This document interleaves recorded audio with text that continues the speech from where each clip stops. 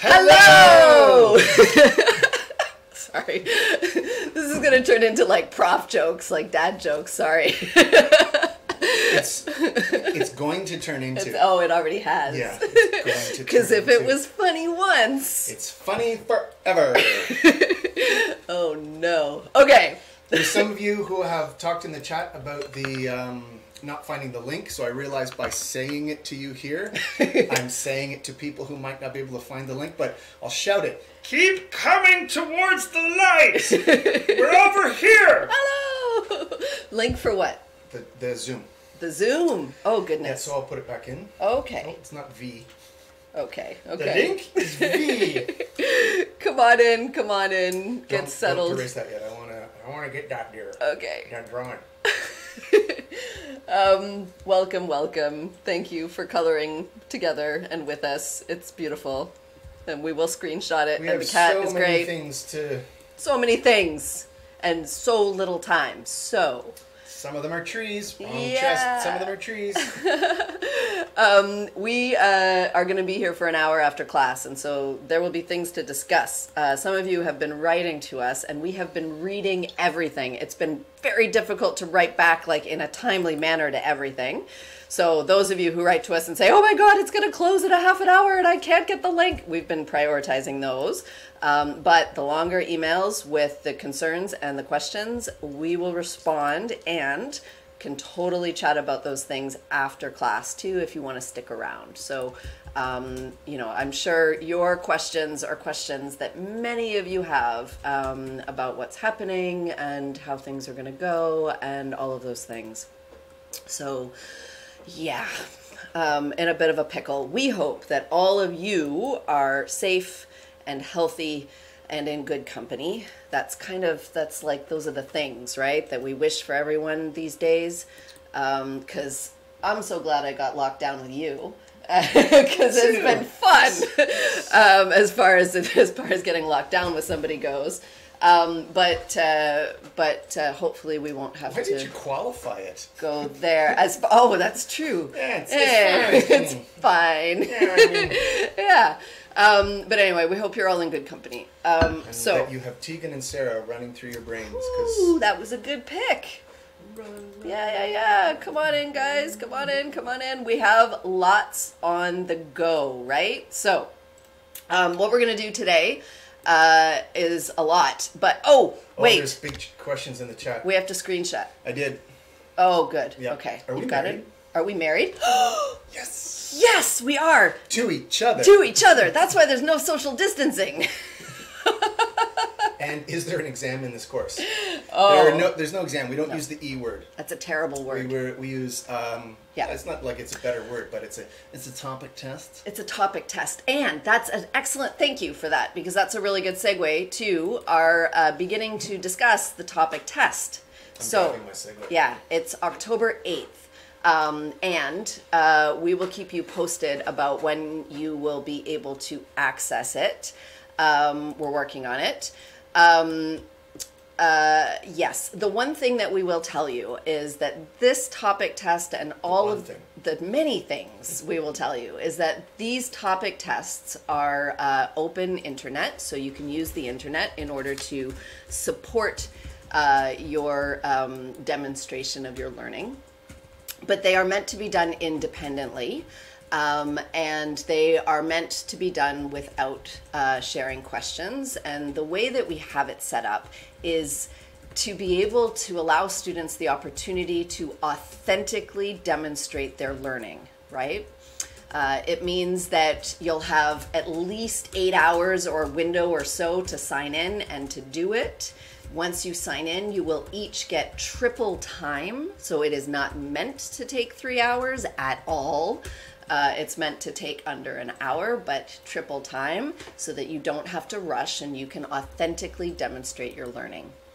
This means that the format is kind of special, and it is one that already thousands of students have gone through, and they've said that they've actually really liked it. Believe it or not, right? A test, and they've liked it. In order to be able to continue to do that, we do ask that you follow the rules with respect to doing it independently. Because if the rules aren't respected, then we have to go to some horrible format that students don't like. And so we will continue to remind you what that means, but it means if you're on the internet and you see something or you go somewhere that you think you probably shouldn't go, then don't go there. And if we see any evidence of that, because a lot of the time, you know, these types of things are anonymous, we will have to respond to the whole class rather than just individual students. So please be cool with this. Follow the rules, and we think you're gonna like it. So, okay, that's the plea. And amazing, and oh my goodness, I love Among Us, so whoever drew that is awesome. Yay. Can you do an Among Us with like 600 people? That would be I would just like curl up and hide under the desk. Right? I trust none of you! How many imposters would they put to a 600 game? Okay. So we started by saying how much we have to say, and then we said a whole bunch of other stuff. So now we got to catch up. Now we got to catch up because now we're late. Okay. Can we screenshot this again? Again. Because it is quite beautiful. It's getting really good. They're putting in like details and yay. Okay. That's what our youngest says right now. Fine. Fine. Okay, and Callum's not here yet. There we go. Callum's in. Welcome, Callum. Okay, let's clear and get started. All right, Callum's here. Let's get her going. It's important. You don't want to miss anything. Okay. I never do. You never do. Okay. Okay, holster your drawing tools. Okay, so this is what we're going to be doing today. I will not insult you by reading to you because it's on a slide and you can read it. But basically, we're going to dive into tree thinking. That's what we're going to do today. So hold on, get ready, and you've thought about it already. Here we go. Because they read about it. Yeah. Do you want to set it up? No. No, you set it up. I'll read to you. No. Once upon a time, someone asked the questions. This is something that maybe you've thought about, and maybe it's people around your dinner table at different family gatherings. If you've talked about evolution, as you might, like we do at my family gatherings. But the question is, are we descended from monkeys? And if so, why are there still monkeys? Yeah. So if you go into the Google and you do an image search, because Dr. Jacob says search for images, always search for images. If you search just the word evolution, you'll get something like this. You'll all get an individually specific result. But one of the things that will come up again and again... We should get people to send in their mosaics when they search Google Images. That would be fun. Send them to us. Do this and screenshot. We could do a shared Google slide document. Yeah. So, at any rate, there's a couple of things that happen here. One of them is you get some great, you get some great pictures of Galapagos finches right off the bat. You might get some pictures of Anole lizards from the Caribbean. Yeah. All sorts of really, once you dig into, or if you're already in the literature, you kind of look around, you go, oh, yeah, these are some great examples of how organisms that people have studied to help unravel particular mechanisms in particular natural selection that underlie evolution. But you also get a lot of these Q drawings, I call them. So it's not Q like from old school Star Trek, but it's Q drawings of I have been a monkey and then I turned into a slightly more erect monkey and then I kept walking and then I got a coffee mug and then I sat down back at a computer. Something as you see there. And this is actually one of the most popular and we would argue damaging kind of misconceptions about evolution comes from this idea of this linear progression. And one of the ways, and so beyond just stating for you, this is a damaging idea about evolution. Thank you. Nice. Thank you. Well done. So beyond merely just stating for you this is bad, what we'd like to do is to spend some time fleshing out some of the reading that you've already done about tree thinking as to why thinking with trees, thinking with phylogenies, is actually a really powerful way to think about evolution. Amazing. So let me clear. You set that up super well. Those are great. Clear drawings. Thank you for those extras. Yeah. That was amazing. Okay, so let's play with some trees. So what we want to do is we want to get you to think about, here's my pipe cleaners. Produce your pipe cleaners. Yeah, so if we were all together, we would all be holding pipe cleaners, and we would be playing along. But we've transferred the lesson onto the Zoom, and it works quite well. But basically, what we want you to imagine is that there are 5 extant species, okay? And their history... What's extant? What's extant? Extant means existing today. Nice. Right? So if it is not existing today, but it did exist yesterday, it is extinct. It could be long extinct or just recently extinct. But if it is living today, it is extant. Ex-stinky. Yes. Yes. So extinct species generally have no smell. Extant species smell. Okay. I like it. Okay, so each of these colors represents the evolutionary history that led to the extant species. And so if at the top of your tree you can kind of put your hand like this and touch it, it means that it is living today. So I can touch all of these lineages, and it means that all of the species representing this evolutionary history are extant. Okay, so we have these 5 extant species, and now we're going to figure out what their history was according to some rules. So what we would like you to do first is get your stamps ready. Do not stamp. If you don't mind. When I do the go thing, we'll do it all together, okay? It works really well, and we can sort of fix any misconceptions if we do it all together. So get your stamps ready, and what I'd like you to do is tell me if yellow is the out group of the other 4. Stamp on go, which one is yellow. Ready? 1, 2, 3, go. Super good. That's great. Okay, perfect. Perfect. So we do the go thing because if anybody is like not sure, we want them to commit, right? So don't click until we say go, because we want to disrupt any misconceptions rather than somebody wait and go, okay, wait, I'll just see where everyone else is going. And remember, getting it wrong, what's the best way to get it right eventually? Getting it wrong. Yeah. Okay. Well done. Good. Okay. Stop stamping. Thank you. Thank you. Okay. So what that would look like, right, if I was going to be twisting my tree, is this. So take a look. I've got down at the base, they're all twisted together because they share a common ancestor, right? And at some point, yellow, if yellow is the out group, after I'm done kind of twisting a little bit, I'm going to have it come off. Now, importantly, these continue to twist together. Why? Why am I twisting and not just letting them go up kind of directly from there?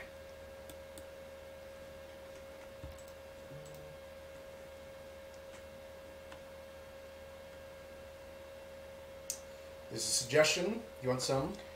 They still have a common ancestor. Yep. Super good. Yeah. They continue to evolve. Very because good. They have not yes. diverged yet. Because they share a common ancestor. Because they continue to share common ancestors. Because they're still super. Evolving. Yep. You've got really good. Yep. Yeah. Super. Okay. Amazing. So let's clear, and we're going to do the 1, 2, 3 go thing. So just get your stamps ready, please. I know. Remember, it's hard. What? Go. Go. Means go. No, don't stamp. Not yet. Okay. Yeah, stamp in the margins for sure. Totally. Check it out. Okay. Next. Blue and red are sister taxa. So I've given you blue, and on go, I want you to tell me which one is red. 1, 2, 3, go. Cool. Oh, awesome. That's great. Thank you. This is really good. So there's a bit of a disagreement, and that's totally fine. The answer, so the correct answer is the one up here, the one that is sharing a recent common ancestor with blue. Okay? So this is the correct answer. And the reason is because they share, so thank you to whoever put the box around. That's right. That's the correct answer. So so the reason why it's that one and not the one to the left of it is because those two extant species share a more recent common ancestor. So they are sister taxa. Okay? Cool. That's great. Next.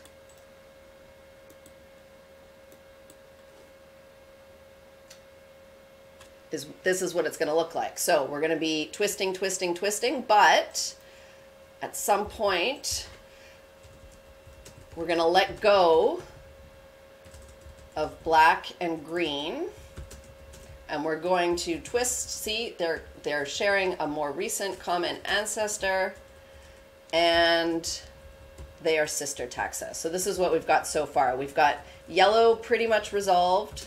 We've got blue and red pretty much resolved, but we still have two extant species that we need to resolve, right? So we can do that in a couple of ways. And one of them is by the following statement.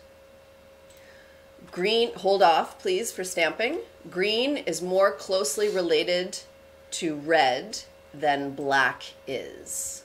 Okay, so green more closely related to red than black is.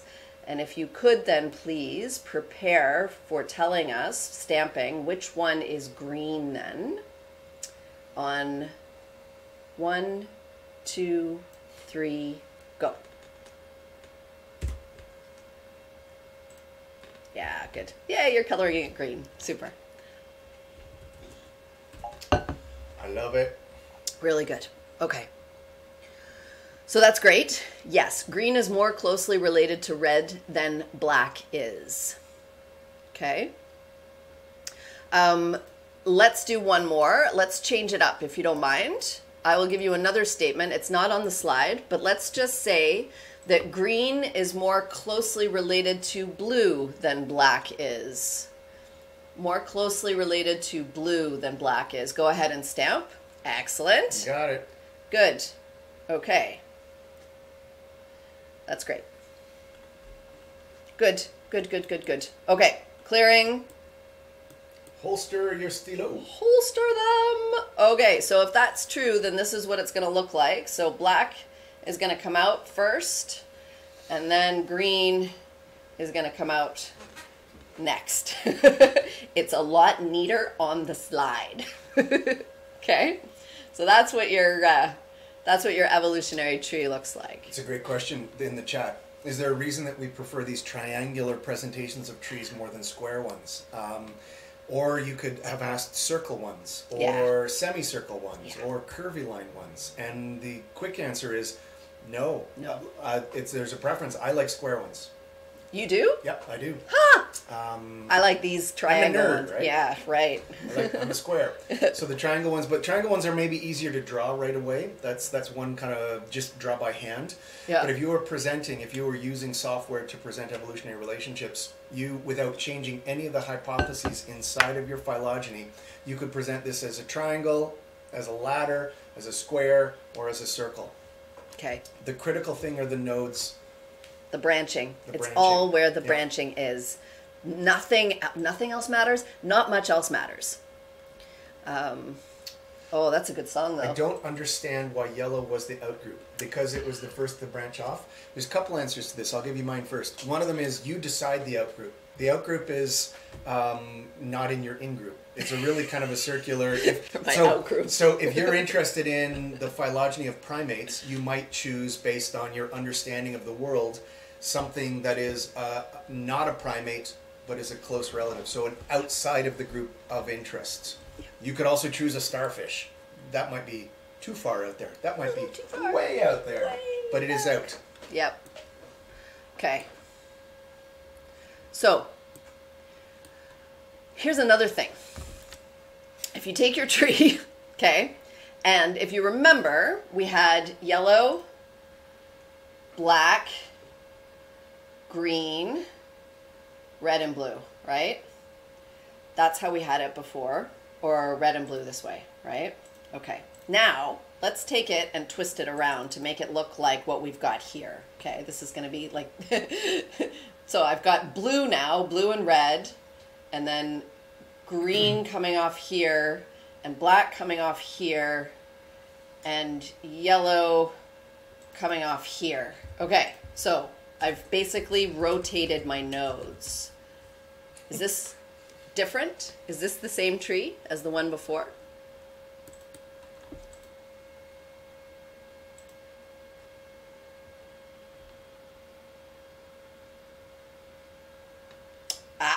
Thank you. Okay, a bunch of check marks. And there's some hiding behind our image there. Yeah. I see lots of check marks. It's the same. Thank you. Yes, it is the same. Why is it the same? Pop it in the chat or on the screen. Pop it in the chat or on the screen. Nice. And Winkleman, rotating the nodes does not alter the outcome. Nodes are the same in the same order, right? That's it. Good. Different representation. Yes. Nodes are the same. Yes. Okay, it's all about the nodes and nothing to do with the order along the tips. Super important, and we'll show you, like, massive mistakes have been made that way. But always remember, it's about the internal nodes and those relationships and not about the order along the tips, okay? Good. Same tree, different flavor. Yeah, I like that. Okay. Super good. Okay. So, some terms that you came up with in your, up against in your reading and perhaps hadn't run into before, of course deriving largely from Greek. One of them is a clade, which is a set of branches. So it's a group of organisms that consists of a common ancestor and all of the descendants. So we'll get into that in a second. Okay. The next, so it has to include, to be a clade, it has to include two things. And one of them is the common ancestor. The other one is all of the descendants.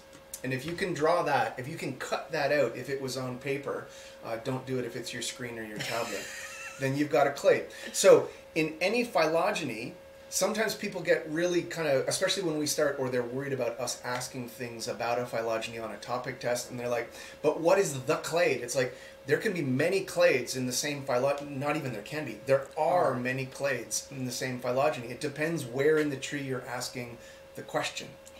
Next. So this is kind of a synonym. You might heard of, in some of your reading, it kind of slips in as a mistake to talk about a monophyletic clade. They're equivalent. That's redundant, right? Yeah, it's redundant. He can't come up with something redundant off the top of his head. Pita bread. Oh, nice. Chai tea. Oh, nice. Yeah. What would you have? A tea. A tea. In my mouth. With some bread. Because it's tasty. Okay. So monophyly just means, phyly means branches, and so mono meaning one. So one unified set of branches. Next. Click. Paraphyly, or not monophyly, you could be That's polyphyletic or paraphyletic. Don't stress about, please, like, raise your right hand, promise, and repeat after me. I will not stress about para or polyphyly. Because it's all context dependent. Really what you need to be able to do as a biologist is to identify things that are not monophyletic. Okay? So, paraphyly, polyphyly, not a clade. It's either missing the common ancestor or it's missing at least one of the descendant lineages. And you can see a couple of examples here. So, a monophyletic group is this kind of... Sorry. Is this group that includes reptiles and turtles and crocodiles and birds, because birds are dinosaurs. Dinosaurs, right? So we've got all of them together here. If you wanted to, if you want to talk about reptiles without talking about birds, that's not helpful. It's not monophyletic. And so that's a paraphyletic group. And then a polyphyletic group in this case would be like warm-blooded vertebrates, which is really cherry-picked across. That's right.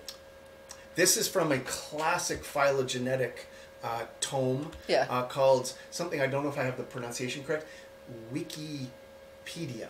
Ooh, Wikipedia. Yeah. Suggesting that endothermy may have evolved multiple times. This is one of the cool things about tree-based thinking, is that instead of thinking about necessarily grouping all the things that have the same traits, if you look at your traits then kind of arrayed as ornaments on a tree in the holidays or a fruit in a harvest season, then you've got some really powerful ways to make some conclusions or to make some subsequent hypotheses to text and to go out and get money from Big Pharma to look for. Right. That's a segue. Good. Or a okay. tangent. Because it's not necessarily that it evolved, endothermy, being warm-blooded, evolved multiple times, but according to this, either it evolved here and then was lost subsequently, or it evolved multiple times. Somebody's asking, are there 3D renderings of evolutionary trees to better illustrate tree speaking? There are. Amazing. And then toss in the chat some other things, some other variables that you'd like to see in the third dimension. Aha. So we have a poll question for you. Super quick question. I think it is number 5 going at you right now.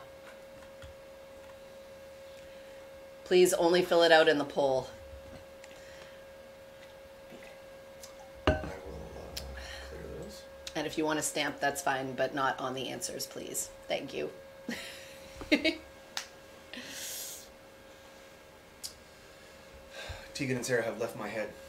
Yeah, we'll have to bring them back because they're pretty rough. Yeah, because you want to know what's in there now? What's in your head? We're on our way.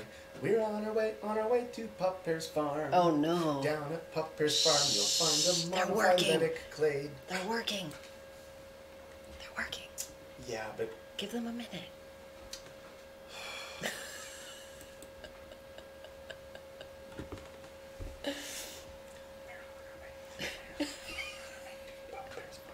puff peppers. Not puppers. No. Prepares. Prepares.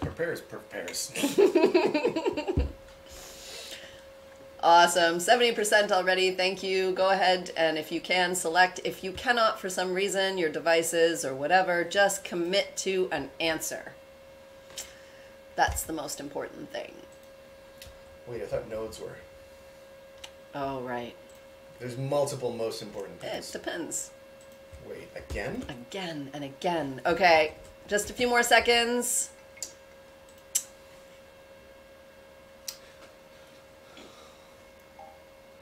Okay, we're going to end it in 10, 9, 8, 7, 6, 5, 4.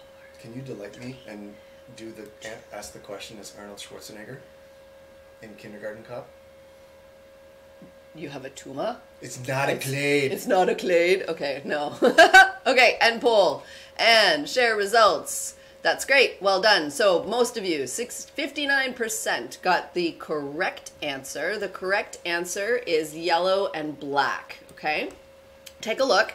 For those of you that are confused as to why it is yellow and black, remember, there are 2 ingredients, right? It has to have the common ancestor, and then once you've defined the common ancestor, all of the subsequent descendants. So why don't you go ahead and stamp for me where the common ancestor of yellow and black is on this clade.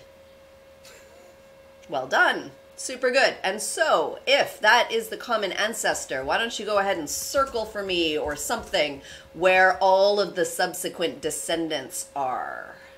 Yeah! I love it. Everywhere. Whoa. Super good.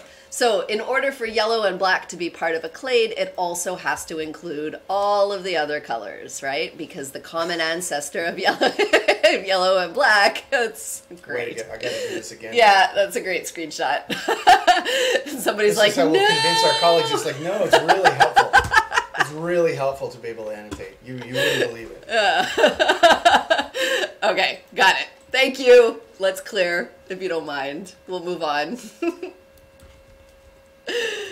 Okay. Holster your stilo. Okay, so it's also really important to define what we're actually drawing, okay? Like what we're actually depicting on the phylogeny. You can use a phylogeny to depict mutations, for example, of a single virus. Or we've seen a lot of those lately, right? Or you can use it to depict different species and their relationships. So we need to be able to define it. So always look at the tips and see what it is that is there, and know then that each node represents some kind of change, right? And if we're going to have species along the tips, then these are speciation events. And speciation events, species evolve, new species evolve when there is a block to gene flow. Remember we did gene flow, immigration, emigration, leaving your genes there through reproduction from one population to another. As soon as that is blocked somehow, either physically or temporally, we'll talk about that a little bit later, then you have the opportunity for a speciation event, because the mutations then that then occur in that population that could lead to a different species are isolated from the mutations in another population.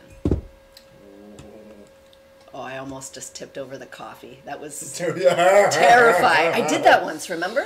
Oh, in a meeting, I spilled my coffee all over his computer. Yep. So, now, another question for you. These are all practice questions. I hope you appreciate them. In order to get it right, you must appreciate it. No, you don't have to, but I hope they're helpful to your studying and all of that stuff. So here we go. Here's another question for you. We'll give you a couple of minutes. Please don't share your answers on the slide. Write in the margins. Do whatever you want there. That's fine. Go ahead.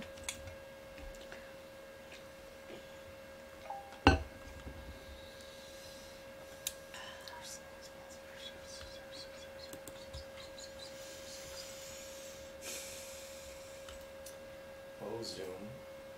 I wish you weren't such a grabby. A grabby, eh? Yeah. Nah. You don't have a poll. I'm sorry. Yeah. It's probably some kind of... sad face. Yeah, sad face. But you can see the question on the slide, right? So commit. It's the act of committing. Just commit. Just read them and go, yep, okay, I choose whatever the letter is. And that's all that really matters. Just commit.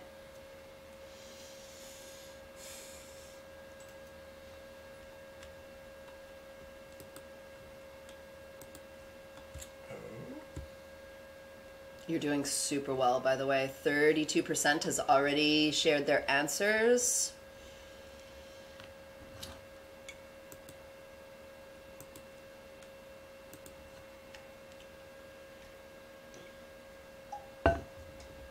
Remember, you're looking for the false statement.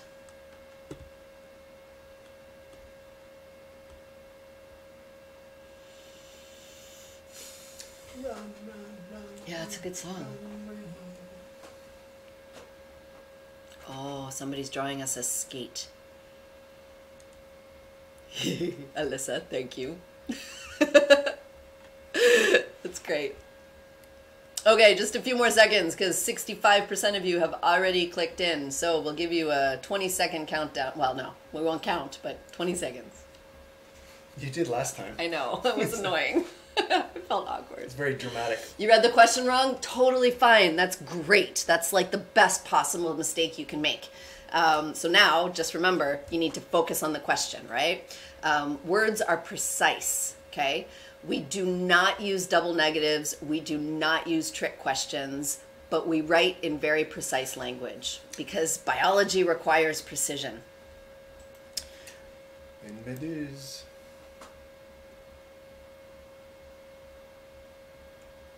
Haha. Okay. Super good. Okay, I am about to clear, but I really like the drawings. You're amazing. Can we screenshot them because they're beautiful? Of course we can. Yay! Hold on. Okay, and I will. No, I'm gonna end. It's okay. I'm gonna end poll. I have to get. That's what I need to. Okay, and I'm gonna share the results with you. So 51% of you got the correct answer. So the correct answer is E. It is the false statement. So if you just read the question wrong, you were looking for the true statement. It's a bit of a problem because there are 4 true statements here. So always read all of the question, and even if you read it wrong, you should note that, like, you know, at least 2 of those are true, so we're probably looking for the false question, right? So it is E. The tree on the right shows that frogs are more closely related. I'm going to clear so that I can annotate for you to show you. The tree on the right shows that frogs are more closely related to fish than humans. So this is the tree on the right. Here's the frog, here's the fish, and here's the human.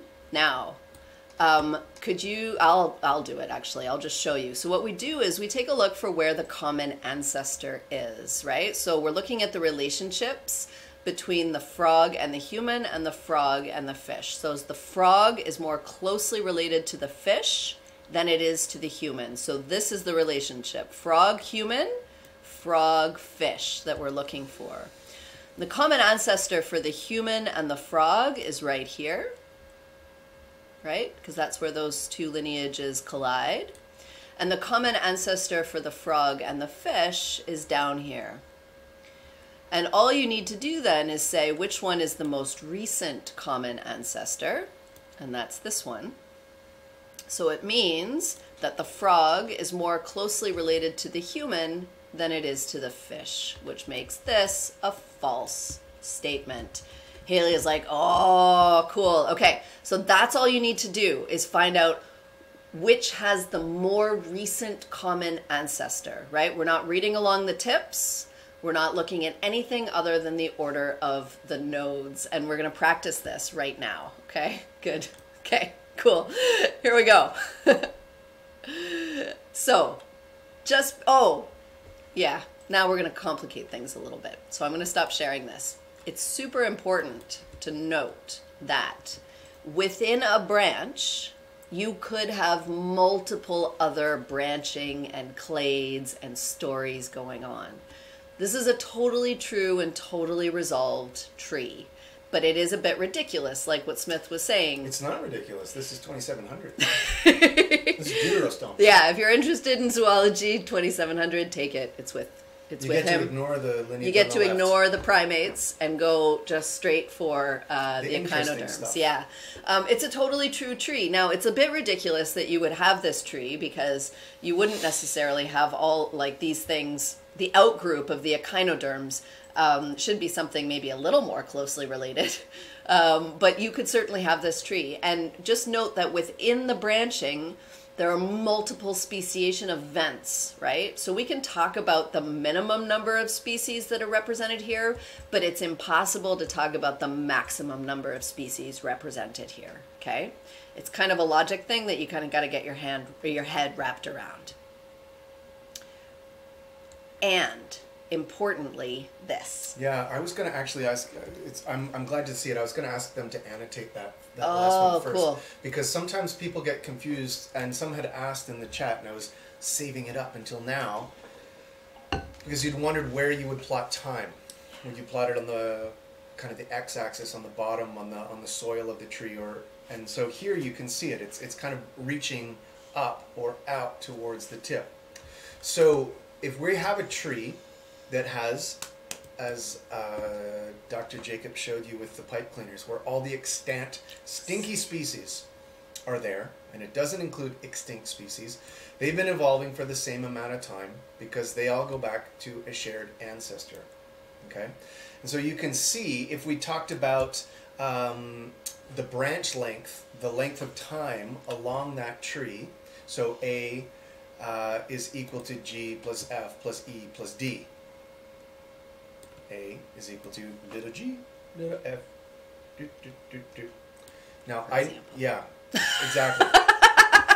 Now, can I clear that for a second, clear everything for a second? Okay. If you're adding up branch lengths, just as, can I draw use the mouse for a second? You never add this direction. You're just like, dunk, dunk. Oh, dunk. that's right. It's only just the time. Yeah.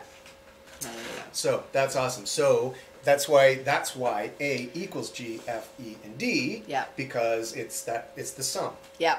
And so it's sum of the sum. So the way that misconception can manifest itself is if, for example, you were to say coelacanths are a primitive species. Ooh, I hate that. Yeah. Right? Yeah. So don't say that. Okay. Stop it. If you're saying it right now, zip it. Zip it. Because they have been evolving for the same amount of time as we have because they exist. Bacteria, not primitive, right? They may be simple, but they are not primitive. And in some cases, they're not even simple. Right. They haven't stopped evolving. Everything that exists now has been evolving, maybe even, well, depending on how you define it, for the same amount of time. Okay. It's a very like Bill and Ted. Right? Everything that exists now existed then. It's the same. It's the same. Okay. Cool. Importantly. So. Entonces. Are we descended from monkeys? Are we descended from monkeys? It depends. It depends. What does it depend on? No. And then also, yes. So, this is a tree that it has monkeys. It has primates. So, yes, in a sense that we are all still. But no, not from any of those. Yeah. Or however we're counting across the screen there. That's right. That's right. So something down here was very monkey-like, right? And if you say that we are descended from monkeys, then we are all monkeys still, right? And if you say no... Bishop Wilberforce would love this. Dig into the history on that one. Yeah. And certainly then we can kind of rearrange our understanding of our evolutionary history, right? And go for the non-linear progression to this phylogenetic tree way of depicting our evolutionary history. So there's a couple of cases in your, and you can revisit it because it's still open, right? Oh, please, yep. The tree-based thinking is sometimes not simple when you first run into it. And you need to kind of re-expose yourself to it. And one of the things that you saw in that, in your pre-readings for last week, was the fact that papers that encourage biologists to use better tree-based thinking are still published for other biologists to read. So errors in terms of evolutionary speaking about coelacanths as living fossils, or speaking about, like, those kinds of errors crop up, and you have to be kind of wary of that appearing. So Haley goes, wait a second. We are still monkeys? It depends, right? If you classify this common ancestor of all modern primates to be a monkey, then yes, right? We are still monkeys because we are part of the clade that descends from this common ancestor that was a monkey. If, however, you say no, that these New World monkeys, Old World monkeys, all of these things are not monkeys, we are simply descended from something that led to the lineage of monkeys and humans, then that's okay too. But you need to be specific in the way that you define it, is really what we're saying. So if we are, if this thing here was a monkey, then yes. If this thing was simply the common ancestor of monkeys, then no. Right? Does that make sense? I think so. I hope that makes sense. Yeah. Okay. I think there's several important things to that you're struggling or dealing with, and that's important, is the fact that the question you're asking matters. And this often comes up when people ask you. You can sometimes tell when the question from an evolutionary perspective comes from in a very aggressive way. You need to make a better question, a more specific question. Yeah. So we're going to clear that. Those were great. And we have one more example before we get to some of the homework. Yeah. About tree-based thinking. That's not from this year. And it is about one of the early uses of phylogeny to look at viral transmission of disease. And this is a story, it's a really tragic story from Florida in the 80s and 90s, not even the 90s, in the 80s largely, when the AIDS epidemic was sweeping across the world, and people who were suffering from HIV and suffering from AIDS were dealing with a whole bunch of things, and the world itself didn't report transmission well, didn't understand transmission, didn't report transmission, and there was a whole bunch of social inertia, we'll call it, that prevented people from talking about this disease well. This report came up and was published in Science with that phylogeny there, because there was an outbreak of HIV positive people in Florida where none of the people who showed symptoms were people that fit any of the had any risk factors associated with the disease, the risk factors that we knew about then at any rate. And so this was kind of a real scientific conundrum about how these people that became infected with HIV, how did this happen? And then one element that they shared was that they shared a dentist. And so one of the things that the Center for Disease Control did was get some DNA from each of the people that were infected and from the dentist. And so what you're looking at there is me replotting. So this is one of the neat things about phylogenies and DNA-based phylogenies is that all the data is public. So you could look at that picture from the early 90s from Science, or you could go and get the data and replot it. And so what you're looking at there is the same phylogeny with more detail, and in fact I'm showing you the DNA sequence there in color at the tip. Now I'm going to ask you a question that involves your annotation tool in a second. Based on what you know, so the conundrum is, the health conundrum is, how did these people become infected? The shared life factor that they have is that they share a dentist. If we plot where the dentist is on that tree, can you circle a part of that clade where the patients would fall?